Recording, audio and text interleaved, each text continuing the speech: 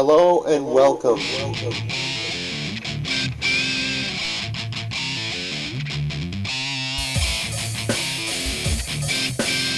Today we've got something simple for you.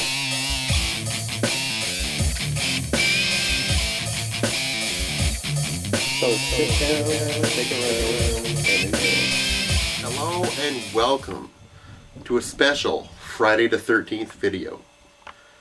Since today is Friday the 13th and we're seeing the re-release of the Friday the 13th movie in theaters, and I being a huge Jason fan, a huge Friday the 13th fan, and everything happening lately, with the release of Friday the 13th Uncut on Blu-ray, all kinds of stuff happening lately, I thought I'd do a retrospective here, kind of a little video about the man, the myth, the legend, Jason Voorhese. And pretty much do a very quick summary of all of the Friday the 13th movies. And so we're going to talk about Friday the 13th. So if you don't know anything about Jason, or you want just a quick overview of all the movies, here it is, in a quick, easy to understand, condensed format. So sit down, stick around, and enjoy. Now, Friday the 13th Part 1 is the inaugural movie in the series. Very quick summary here. It's pretty simple. It's a movie that takes place at a campground, Camp Crystal Lake. And it's about all these camp counselors being killed one after the other. What we later learn is that the killer is in fact this woman named Pamela Voorhese. And she's killing people because she was working at Crystal Lake the year before. And she had a son named Jason Voorhese. Jason was a slow kid, kind of mongoloidish. Jason was swimming and couldn't swim very well, or couldn't swim at all. And the counselors, instead of watching him, were out screwing around, doing drugs, and having sex. So Jason subsequently drowns, nobody's watching him.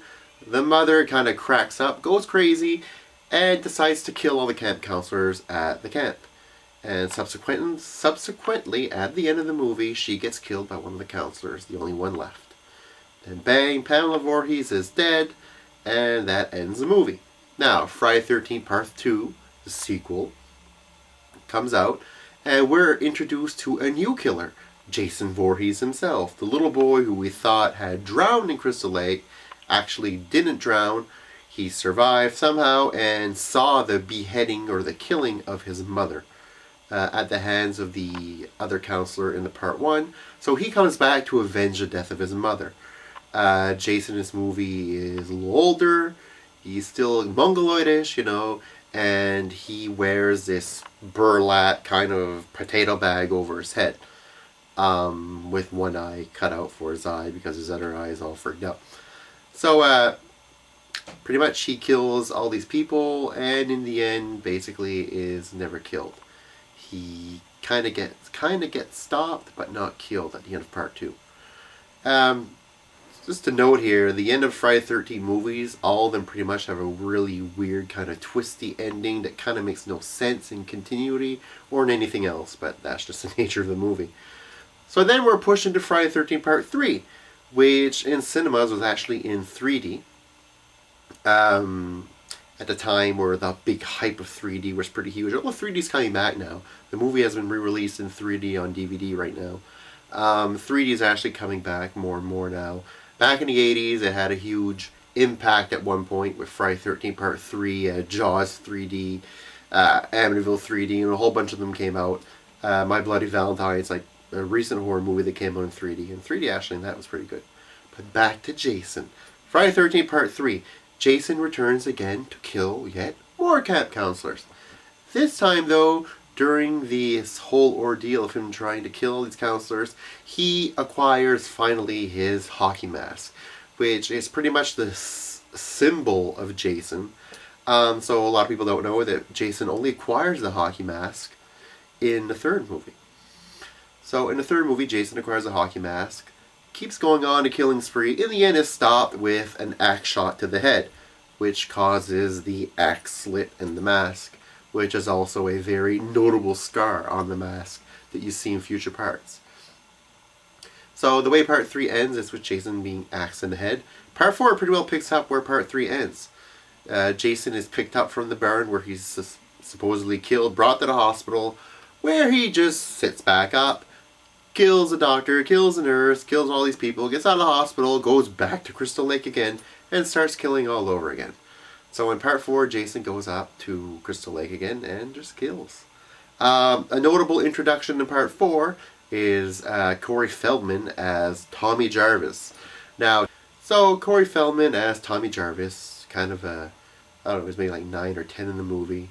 So he kind of, at the end of the movie, he reads all this stuff about Jason and all that, because I know Jason's trying to kill everybody, reads all this stuff, realizes what Jason looked like and all that, being bald and all that. So he goes upstairs, shaves his head, comes back downstairs when Jason is about to kill his sister, and basically tricks Jason into believing that he's kind of like Jason as a kid, because Jason's a little weird. So Jason goes up to him and he tricks him, slashes him with a machete in the eye, and then eventually pulls out the machete and whacks Jason until he's dead. So Tommy Jarvis, aka the Corey the Feldman, actually kills Jason. So that's the end of part 4. Now in part 5, we're thrown back to a young Corey Feldman in the beginning who witnesses Jason's resurrection. People digging up the body in the graveyard. In reality, it's just a dream sequence. The whole movie takes place with a then older, apparently, Tommy Jarvis character, who goes back to Crystal Lake in order to try to get some emotional problems worked out. It's kind of like a youth thing where all these youths are there being watched by some counselors, and they all have problematic. And one of them gets killed in the beginning, and subsequently his father takes over as the Jason character in order to go in and kill everybody, because he blames everybody at the camp because his son was killed. So he blames everybody there, so he gets disguised as Jason in order to, to say incognito, and goes around and kills people until the end. Finally he's killed as well. So Jason really isn't in the part 5 movie, except for a dream sequence in the beginning and a few flashes during. Tommy's kind of screwed out, so he kind of sees him here and now, here and then. So this leads into part 6, which is my personal favorite, Jason Lives. So in Friday the 13th, part 6, Jason Lives. Jason is really resurrected from the dead when Tommy Jarvis decides to go to his grave, dig him up, and put an end to the body once and for all, because he always has this weird feeling that Jason isn't dead and Jason's going to come back. Subsequently, he mistakenly brings Jason back from the dead, and then after he tries to spend the rest of the movie trying to convince the chief of police and all that in the area that Jason's back, while Jason goes to Crystal Lake and continues to kill. Eventually he will have a big confrontation with Tommy on a boat in Crystal Lake, and Tommy finally chains him up and weighs him down at the bottom of the lake. So Jason once again is at his resting place in Crystal Lake. In part 7, we don't see Tommy Jarvis, or never do we hear about him again in the rest of the movies. In part 7, it's Friday the 13th, The New Blood, and this brings in a new character called Tina, who has these psychokinetic abilities. She can move stuff with her mind, which is kind of cool because she's a perfect fight for Jason. She accidentally brings him back from the lake, out of the lake, and then pretty much feels guilty about it, thinking she was bringing back her father, who had drowned there years ago. Instead brings up Jason. Jason starts killing everybody, and in the end she has a huge fight with Jason, which is kind of cool because she has all these psychokinetic abilities, so she's moving shit around, throwing shit at him and all that, and he doesn't know what the hell's going on. So it's kind of one of the best fights Jason was ever in, because he never had really a match like her. So it's kind of cool, and in the end he goes back and chained up. So in the end he goes back at the bottom of Crystal Lake and is chained up again. Until part 8.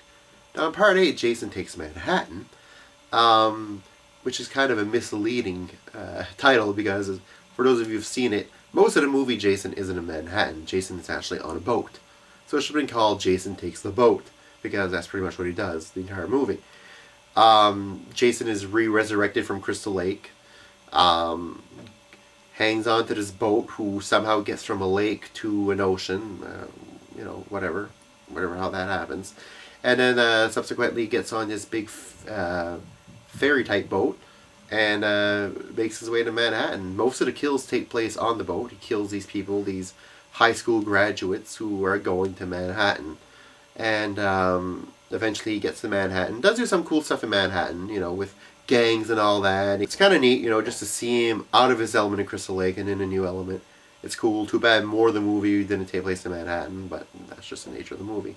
So in the end, this one has the oddest ending of all. Jason is covered in toxic waste, and then revealed after toxic waste goes away that he's a young boy again with no deformities, which kind of makes no sense.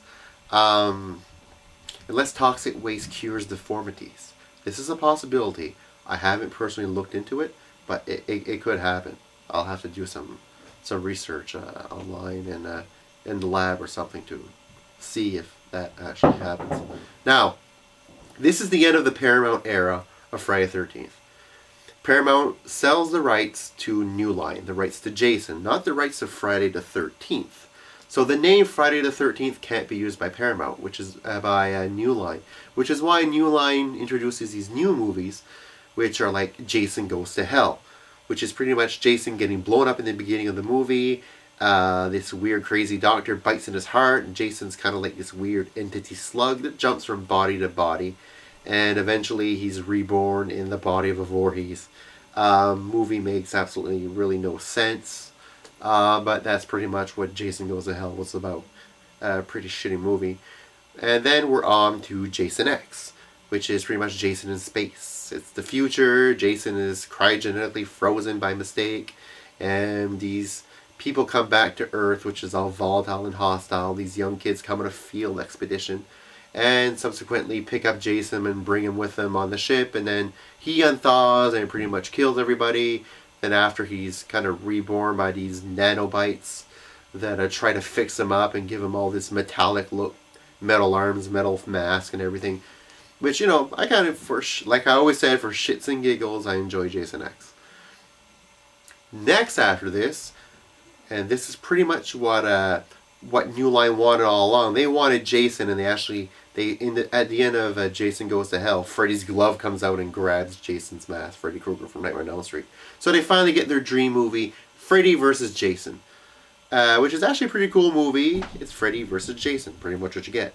Freddy brings Jason back from the dead and uses him in order to raise awareness about him in order to be able to bring himself back through the dreams. So that's pretty much what that is, what Jason versus Freddy is. He's been in 10 movies on his own. Actually, yeah, I mean, if you don't count the first one being his mother, he's been in 10 movies, where it's Jason has been in there. Primary character though, from 2 to 10. Jason vs. Freddy is still a primary character there too, I guess. Tonight marks Friday the 13th, the reboot. I'm going to go see it tonight in the theaters, and I'll let you know what I think about it after I've seen it. So this concludes this very quick overview of the Friday the 13th franchise. So until next time, guys. Later.